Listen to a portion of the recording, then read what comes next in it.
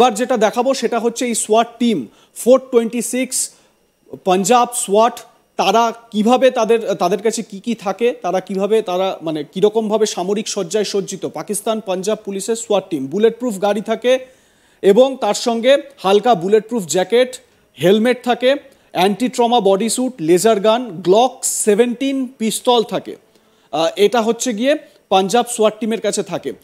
আরও বেশ কিছু এদের কাছে ইকুইপমেন্ট থাকে, সেগুলো কি সেটা এবারে দেখাচ্ছি। Heckler sub machine gun, MTAR 20X95 assault rifle, SIG 552 assault rifle, AK-47 assault rifle, sniper rifle, night vision device. অর্থাৎ অত্যন্ত মানে আধুনিক যে সমস্ত সরঞ্জাম থাকা উচিত একজন সোলজারের কাছে, একজন সৈনিকের কাছে, সেগুলো কিন্তু দেওয়া হয়েছে, সেইগুলো এদের হাতে রয়েছে এবং সেই সমস্ত সরঞ্জাম নিয়েই ঢাকার রাস্তায় ঘুরে বেড়াচ্ছে এই পাঞ্জাব 426 সোয়াট টিমের। আপনাদের বলে রাখি, পাঞ্জাব বলতে কিন্তু কেউ মানে ভুল ভাববেন না, এই পাঞ্জাব হচ্ছে গিয়ে পাকিস্তানের পাঞ্জাব প্রভিন্স, সেই পাঞ্জাব প্রদেশের 426 সোয়াট টিম, সেই সোয়াট টিম ঢাকার রাস্তায়, অর্থাৎ পাকিস্তানের সেনা এখন ঢাকার রাস্তায়। এবার এদের হাতে কি কি থাকে একবার দেখে নিয়েছেন আপনারা। বুলেট প্রুফ গাড়ি থাকে, হালকা বুলেট প্রুফ জ্যাকেট থাকে, অ্যান্টি ট্রমা বডি স্যুট থাকে, লেজার গান থাকে, গ্লক 17 পিস্তল থাকে, তারপরে অ্যাসল্ট রাইফেল থাকে, 3 ধরনের অ্যাসল্ট রাইফেল থাকে এদের কাছে এবং এগুলো মারাত্মক আগ্নেয়াস্ত্র। MTAR 21X95 assault rifle, SIG 552 assault rifle, AK-47 sniper rifle, night vision device. অর্থাৎ এরা একেবারে সুসজ্জিত বলা যেতে পারে। আধুনিক যে অস্ত্র, সেই অস্ত্রে একেবারে সুসজ্জিত, যে কোনো এক্সট্রিম সিচুয়েশনের জন্য প্রস্তুত। আর সেই সমস্ত সোলজাররা তারা ঢাকার রাস্তায় কি করছে, খুব স্বাভাবিকভাবে এটা কিন্তু প্রশ্ন যাচ্ছেই। আমি আবারও সরাসরি চলে যাব নিঝুম মজুমদারের কাছে। নিঝুমবাবু, যেটা নিয়ে আমাদের এর আগের আলোচনা হচ্ছিল, আমাদের ভিউয়ার্সদের এটাও বুঝিয়ে দিলাম যে কি কি এদের কাছে থাকে। একবার ভাবুন যে এত সব অস্ত্রশস্ত্র, আমি যদি এটা ধরেও নিই তর্কির খাতিরে যে কোনো একটা সামান্য নজরদারি বা কিছু হয়তো একটা বাংলাদেশ সেনার সঙ্গে একটা কথা হয়েছে যে তারা হয়তো আসবে, এসে কিছুটা তারা এলাকা পরিদর্শন করবে, কিন্তু এই এলাকা পরিদর্শনের জন্য কি এত সমরাস্ত্র এত কিছু নিয়ে আসতে হয়? আর যদি আসতে হয় তাহলে তার কারণটা কি? এর নেপথ্যে তো শুধু আসলো, নজরদারি চালালো এটা নয়, এর নেপথ্যে নিশ্চয়ই আরো বড় কোনো প্ল্যানিং রয়েছে। আপনাকে এটা একটু বলে নেওয়া ভালো যে বাংলাদেশের কোনো সেনাবাহিনী, বাংলাদেশের কোনো আইন শৃঙ্খলা বাহিনীর কোনো ধরনের এখতিয়ার নাই যে বাংলাদেশের এই ধরনের আমাদের সয়েলে, আমাদের রাস্তাতে, আমাদের মাঠে বা কোথাও আপনার আইন শৃঙ্খলার কাজে অন্য দেশের সেনাবাহিনী নিয়োজিত থাকার এই ধরনের এখতিয়ার অন্ততপক্ষে আমাদের সংবিধান কোনোভাবে দেয় না। অন্য দেশের সেনাবাহিনী বলুন বা কোনো ধরনের অফিসাররা যেই হোক না কেন, আইন শৃঙ্খলা বাহিনী যেই হোক না কেন, তারা ট্রেনিং এ আসতে পারে, তারা মিউচুয়াল কোনো সভা বা সেমিনার বা সিম্পোজিয়ামে আসতে পারে, সেটি ঠিক আছে, এটা অতীতে হয়েছে এবং অন্যান্য দেশেও হয়। কিন্তু এভাবে আমাদের লোকাল আইন শৃঙ্খলা রক্ষা করবার জন্য বা লোকাল আইন শৃঙ্খলার জন্য বা কোনো কিছুর জন্য অস্ত্র সহ সেনাবাহিনী বলুন, পুলিশ বলুন, বিডিআর বলুন, যে কোনো বাংলাদেশের যতগুলো বাহিনী আছে, কোথাও তাদের কোনো ধরনের আইন অনুযায়ী কোনো ধরনের এখতিয়ার নেই এবং এটা যদি তারা করে থাকে কমপ্লিটলি এটা আইনের বিরুদ্ধে গিয়ে করেছে। এটা হচ্ছে নাম্বার 1। ফলে আমরা যেই রাস্তাতে যাদের ছবিগুলো দেখলাম, যে আপনি যেই পুরোপুরি বর্ণনা দিলেন, এতে তো মনে হচ্ছে যুদ্ধাস্ত্র অবস্থাতে নেমেছে, একদম যুদ্ধাঙ্গী অবস্থাতে। এই ধরনের কোনো সিচুয়েশন বাংলাদেশের এখনকার সিচুয়েশন তো আসলে খুবই ভয়াবহ, কিন্তু এরকম একটা জায়গাতে পাকিস্তানের সেনাবাহিনীকে নিয়ে এসে রাস্তা পাহারা দেওয়া হচ্ছে, এটা অ্যাবসার্ড। এবং এই ধরনের ঘটনা কেন ঘটবে এবং কোন এখতিয়ারে করেছে বা কারা করছে, কেন করছে, এটি আমার বুঝতে, আপনি যেমন বেগ পাচ্ছেন, আমার নিজেরও এটা বুঝতে সমস্যা হচ্ছে যে এই উদ্দেশ্য ব্যাপারটা একেবারেই অজানা। আমি আগেই বলেছি যে আগামীকালকে আপনার জামাত শিবিরের একটা বড় ধরনের সমাবেশ আছে, তারা এক ধরনের বাংলাদেশের সংবিধানকে বাদ করবার জন্য তারা ডাক দিয়েছে।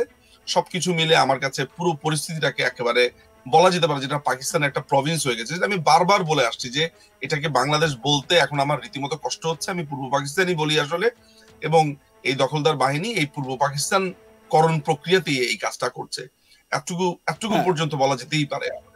আচ্ছা নিঝুম বাবু, কিছুক্ষণ আগেই আপনি একটা কথা বলছিলেন, পাকিস্তানের যিনি আর্মি জেনারেল রয়েছেন, সেনা প্রধান ওয়াকারুজ্জামান, আমরা যদি তার কথা একটু আলোচনা করি, কারণ এক্ষেত্রে খুব গুরুত্বপূর্ণ হয়ে উঠছে তার ভূমিকাটা। এই ওয়াকারুজ্জামানকে তো শেখ হাসিনা, যিনি আমি যদি খাতায় কলমে প্রধানমন্ত্রী এখনো বলি তাকে, এটা অত্যুক্তি হবে না, শেখ হাসিনা যিনি এই খাতায় কলমে না, উনি বাংলাদেশের এখন পর্যন্ত প্রধানমন্ত্রী, আমাদের সংবিধান অনুযায়ী প্রধানমন্ত্রী ওয়াকারুজ্জামানকে তো তিনি ওই পদে বসিয়েছিলেন, এবং এই ওয়াকারুজ্জামান শেখ হাসিনার অত্যন্ত বিশ্বস্ত বলে পরিচিত ছিলেন। তাহলে ঠিক কোন জায়গাটায় এই এই মানে ঘরের শত্রু বিভীষণের কাজ করা, মানে কোন জায়গাটায় মীর জাফরের মতন কাজটা হয়ে গেল? দাদা একটা জিনিস আমি আপনাকে একটু বলি, এই ব্যাপারে একটা ভুল ধারণা আমাদের অনেকের মধ্যেই আছে। শুধু আপনিই তো বলছেন ফ্যাক্টের উপরে বেস করে। বাংলাদেশে এটা নিয়ে একটা বারবার বলা হচ্ছে যে উনাকে নিয়োগ দিয়েছে মাননীয় প্রধানমন্ত্রী, উনি এরকম আত্মীয়র মধ্যে পড়ে, উনার ভাগ্নের হাজবেন্ড, এই ধরনের কথাবার্তা আছে।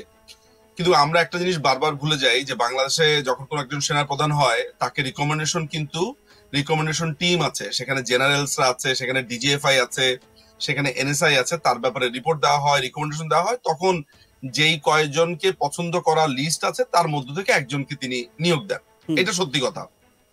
কিন্তু এই যে হোমওয়ার্ক গুলো, এই যে ফিল্ড ওয়ার্ক গুলো, এটা কিন্তু মাননীয় প্রধানমন্ত্রী নিজে করেন না, এটা তার সংস্থাগুলো করে। এখন আমাদেরকে দেখার বিষয় হচ্ছে, যেই জায়গাটা আমাদেরকে দেখার বিষয় হচ্ছে যে ওয়াকারের ব্যাপারে রিকমেন্ডেশনটা এসছে কোত্থেকে, কিভাবে তিনি ওই প্যানেলের ভিতরে থাকলেন, ওই ব্যাপারগুলো আমাদের মনে হয়। এবং আমরা তো অলরেডি জানি যে বাংলাদেশের বিভিন্ন গোয়েন্দা সংস্থার ব্যাপারে আমার ব্যক্তিগতভাবে নানান রকমের প্রশ্ন আছে। তাদের তারা গত 5ই আগস্ট বা 5ই আগস্টের পরে বা আগে, বিশেষ করে 5ই আগস্টের আগে তারা যা করেছে, তাদের ভূমিকা, সমস্ত কিছু নিয়ে আমার ব্যাপকভাবে প্রশ্ন আছে। কারণ আমি বারবার বলেছি, এখনো বলছি যে বাংলাদেশ কমপ্লিটলি সিআইএ এর একটা প্ল্যানের অংশ হিসেবে আইএসআই কে এখানে নিযুক্ত করা হয়েছে। মানে পুরো মাস্টার প্ল্যানটা সিআইএ, আইএসআই কে এখানে ইনক্লুড করা হয়েছে।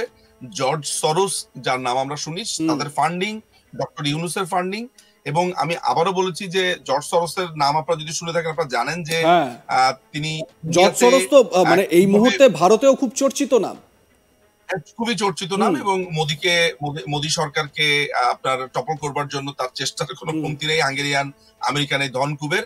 এবং বাংলাদেশে এই জায়গাটাকে, অর্থাৎ নরেন্দ্র মোদীর যেই রাজনৈতিক যেই অ্যালিজ গুলো আছে, যেই রাষ্ট্রগুলো, যে রাষ্ট্রপ্রধানদের সাথে সুসম্পর্কগুলো আছে, এই জায়গাগুলোকে ভেঙে দেওয়া, এই জায়গাগুলোকে নস্যাৎ করবার এই প্রচেষ্টা তো জর্জ সরোস বাহিনীর আছে, এবং বাইডেন প্রশাসন এটার জন্য প্রচুর ভাবে চেষ্টা করছে।